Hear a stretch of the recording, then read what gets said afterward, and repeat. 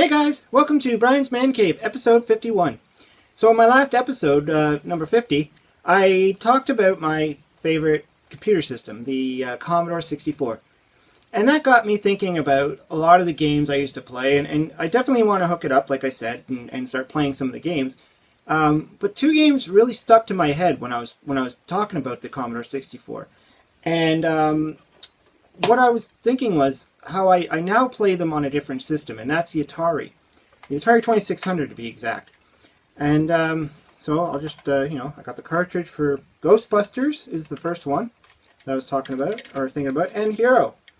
I mentioned in the other video that, I didn't know certain games existed on any other systems. So when I found out that these actually were also on the Atari. In fact, I think H.E.R.O started on the Atari. I don't know if it might have came out around the same time as the other computer systems, but I know that this definitely was, more popular, I guess, as an Atari game than anything else. But I played it on the Commodore 64, and obviously it had different graphics and stuff like that. And especially Ghostbusters. I mean, the graphics are different. It had talking. There's differences to them because you're comparing apples to oranges here. Like, Commodore 64 had much more power, and everything was on discs. Well, some were on cartridges, but I mean, there was a much more storage capabilities and all that stuff. So it made sense that the games were different. However, I mean, these still surprised me. I mean, I still can't believe how good these games are for the Atari 2600. So I thought I might as well do a little video to show me playing some of these games and my thoughts on it. Anyways, let's get to the games. Okay, let's start with H.E.R.O. So, I mean, this game, really, I did have the only experience I had with this game from earlier on was on the Commodore 64. But, I mean, it plays very similar, with the exception of the graphics, of course. Let's just hit the reset button. So here's this helicopter guy. H.E.R.O is actually an acronym. I don't remember what it is, but it's like Helicopter Emergency Rescue Operation or something. I probably mangled that. But anyways, I don't have the manual for this, so... Oh! And that was dumb. I pushed down where I thought I was on the hill, or the tunnel. So yeah, the object of this game is quite simple. I mean, you just got to get through each level. You got to get to the bottom. You got to save the poor trapped miner. And of course, as the level gets more difficult, things speed up, and you just can't fly through them like I'm doing right now. I mean, I pretty much can do the first 5 levels, I think, pretty quickly. After that, I kind of have to slow down. When you start getting into those walls that kill you if you touch them. And this did take some time to figure out the right paths. I mean, that's all this game really is figuring out the right paths to take. And oftentimes, it's the one path you don't want to take that is the right one. The one with all the walls, the one with the spiders in the way or something. So that's one good thing to keep in mind if you play this game, is usually the right path is the one you don't want to take. And of course, if you do take the wrong path, it usually results in either you hit a lantern, so you shut all the lights off, or you get killed because you land on something. However, that being said, you typically can finish the level faster if you do take the wrong way and just get killed accidentally.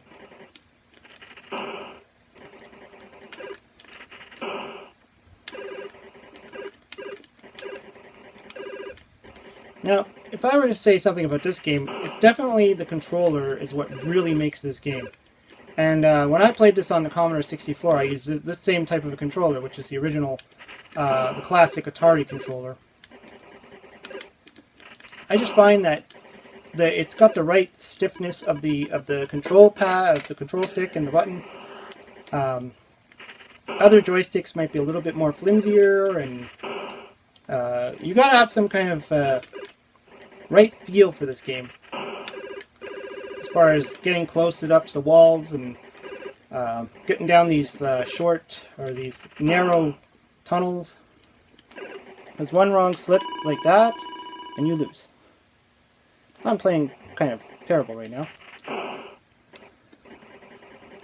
I mean, I think I have a lot of these levels memorized as to which way I'm going, and whoops, that's the wrong way, I know that. So yeah, I would have hit that lantern over there, and that would have been bad, because I wouldn't be able to see. And after so many points, yeah, 4,000 there, I got a free man. Oops. I find that sometimes I do that. I push down accidentally. And then I waste a piece of dynamite, which is not good because you only get so many, and oftentimes you get just enough to complete the level. So if you waste one, you have to use your ray gun that shoots out of your helmet to blow away a wall, and that takes away from your time and your power. Here's where it gets tricky. But ultimately, I always have fun with this game. I mean, I've played it so many times. Like, I even used to play this on my phone, but again, that's where the whole controller issue comes in. Playing it on my phone with touchscreen, it's just not the same. Oh, I'm out of bombs. Or dynamite, so I have to shoot the wall. Get through one half of it, and the other. There we go. Now I just gotta run. So yeah, I mean, this game, it really just gets more deep. The levels get deeper, and you get more of these killer walls, and more tunnels to go down. I don't know how far I've gotten. The farthest I've gotten, probably like level 14, 15 is probably the furthest I've gotten. You tend to start losing lives really fast when you get into those later levels.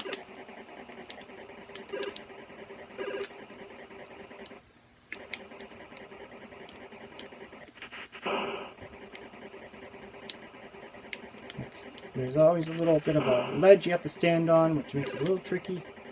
Or you blow yourself up. And I always found this to be hard. You gotta really be careful when you go underneath those crevices. And again, the controls, and what I was going to say was the lift off. There's kind of a delay, so when I push the button up, there's like a second delay, 1 second delay or half a second delay. So it's not instantly when you push the controller that he's going to move. So you have to play with that in mind. And I just went down the wrong way. Oh. It's a neat little thing there too. If you're really caught in the dark, you don't know where to go, you can always light off dynamite. Oh, I mean, that's hard. Whoa.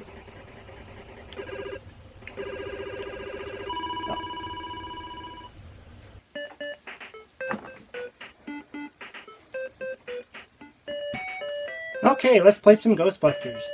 Now, as I said before, I was more familiar with this game with the Commodore. Just like with H.E.R.O, I played this all the time on the Commodore, so, you know, playing it on the Atari, it is a little bit different. But you can kind of make out how the game works, and, I mean, the graphics aren't too bad. It's not as advanced as the, you know, the Commodore version, and even the Nintendo one kind of fits this kind of model, right? The Nintendo one has a few more stages to it that are a little bit different, but I mean, ultimately it's the same game. So I'm just going to hit that reset button here. Normally I just buy that ghost bait. That's for the little marshmallow men that appear. That's a vacuum cleaner. And that's a trap. So let's buy 3 traps. And when I first bought this game and I started playing it, or put it on for the first time, I didn't know how to get past this stage, and I had to actually go on the Atari Age website and look up the instructions, and apparently you have to hit the difficulty switch. So, if it's in the B, you flick it to the A. If it's in the A, you flick it to the B. I would have never figured that out for some reason. I don't know. I was pushing the button, I was moving the joystick around, I'm like, what? There's no keyboard, I didn't know what to do, and so yeah, that was a little frustrating, but, you know, that's what happens when you don't have the manual. So I just got slime there. The absence of the talking, obviously, the Commodore 64 version had a lot of talking in it. Well, not a lot, but I mean, it did say Ghostbusters when you started it up, and when you got slimed, it said, he slimed me. I'm not doing too good here. Gotta get on my A game. Ultimately, though, this gameplay is very similar. You go around the city. get the ghost in your stream, suck them up in the trap, and that's about it. I mean, there isn't a whole lot that goes on in the early stages of this game, and I think all versions of this game is very similar. Let's try pointing it this way. Of course, you can't cross the streams. If you've watched Ghostbusters, you know that you can't cross the streams, and if you do, you kill yourselves, and you have to go back to Ghost Headquarters, GHQ, which is that one at the bottom that blinks yellow whenever you run out of traps or all your guys are slime. Noticeable differences too is with the car. In the Commodore 64 version, you got about 3 or 4 cars that you can choose from, maybe 4. In this one, you only get the 1. But I mean, that makes sense. You can't save your game, so it's not easy to like you'd have. It does keep your score, keeps your money. So when you complete the game, you do get to keep your money for the next round.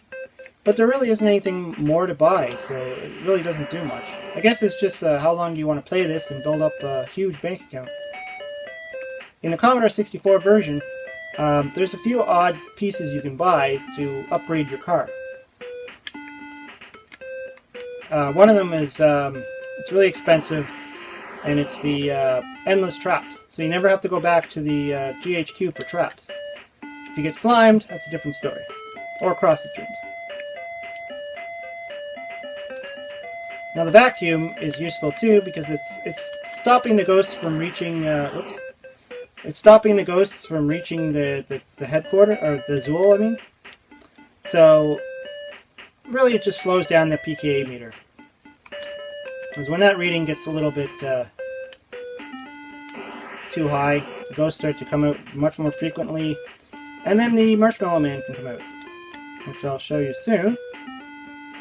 I mean, I'm not playing very well here. I'm just kind of rushing by this, just to kind of give you an overview of what goes on in this game, anyway.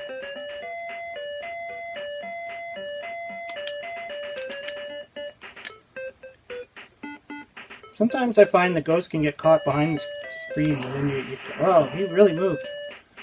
And then you can't get him. He just kind of sits there. Another noticeable difference, too, is the absence of the Keymaster and Gatekeeper. They are in the Commodore version. I don't remember if they're in the NES version. But they don't really do much anyways. I mean, they just kind of wander around. It's just a key and a lock. And they just kind of wander around the screen, and eventually, if you get hit too many times by ghosts, they will enter Zool before you do. So let's let the ghosts go to Zool so we can speed up this game a bit. Once you get around 4,000 in the PKA thing, then the Marshmallow Man comes out, which is why we need the bait.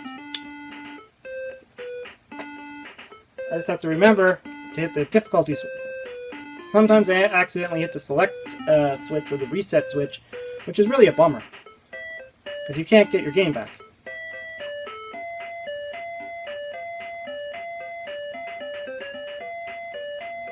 You'll know when they start moving really fast that they're about to turn into a Marshmallow Man.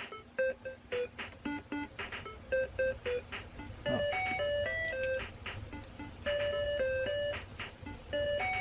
Okay guys, anytime now. Oh, there we go. So I just hit the switch and he ran away. If you don't, he squishes the building. The graphics, you don't really see it. You do in the Commodore version. You do see the actual block, the city block, get crushed, and it stays crushed. In this one, it doesn't happen. It's just a blank square, rectangular shape. So my PKE is going pretty high there. I don't know if I'll actually get into Zool.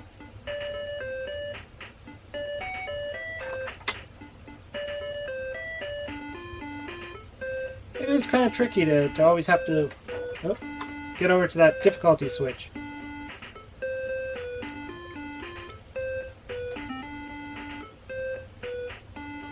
I don't know if I had enough score to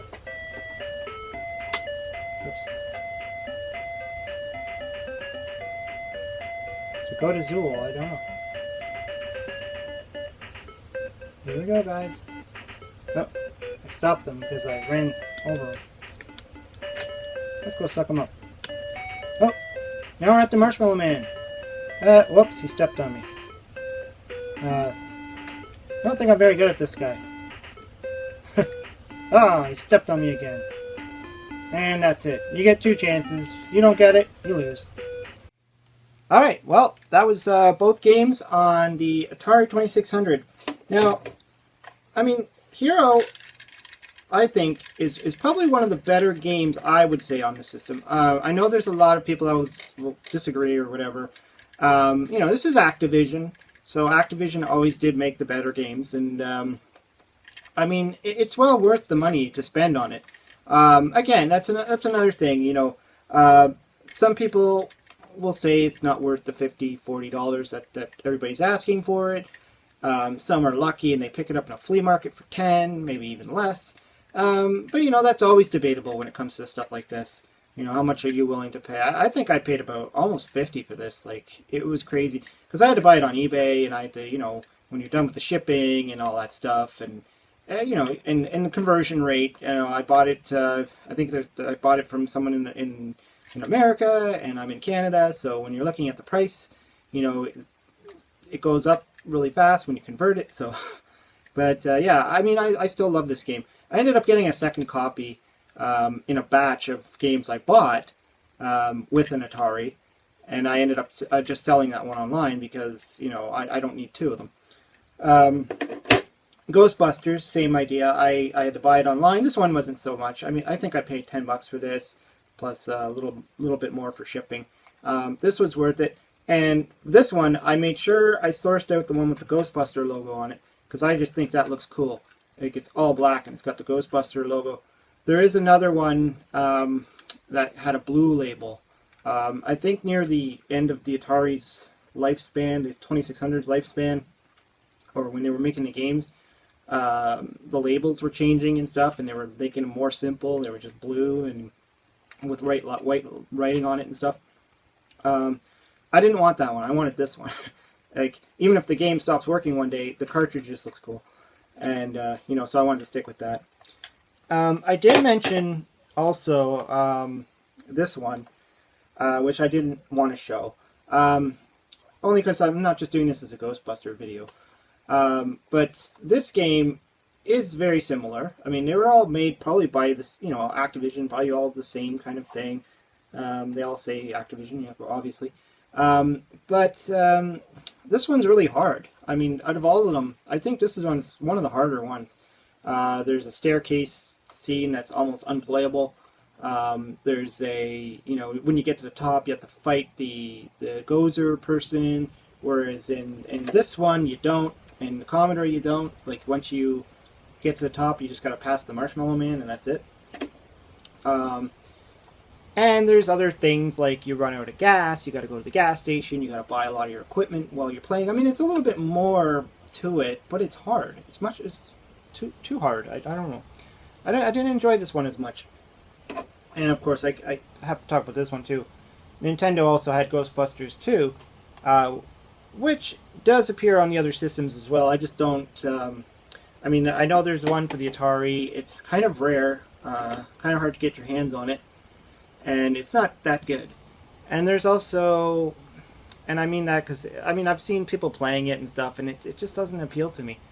And then there's the, what do you call it, Commodore 64's version of that. I had it a long time ago. It was alright. Wasn't one of my favorites either. So I just didn't bother with it. But I ended up picking up this one, I think, for $3 in a thrift shop. So I think it was worth it. Why not? Anyways, hope you liked the video. I just wanted to kind of show you the games. I mean, I know there's lots of videos out there already on these games. They're no surprise to a lot of retro gaming fans. But maybe there's people out there that didn't know that they existed. I mean, I didn't know they existed on this system up until, like, you know, a few years ago. So you never know, right? Anyways, hope you liked the video. Hope you subscribe. Talk to you later.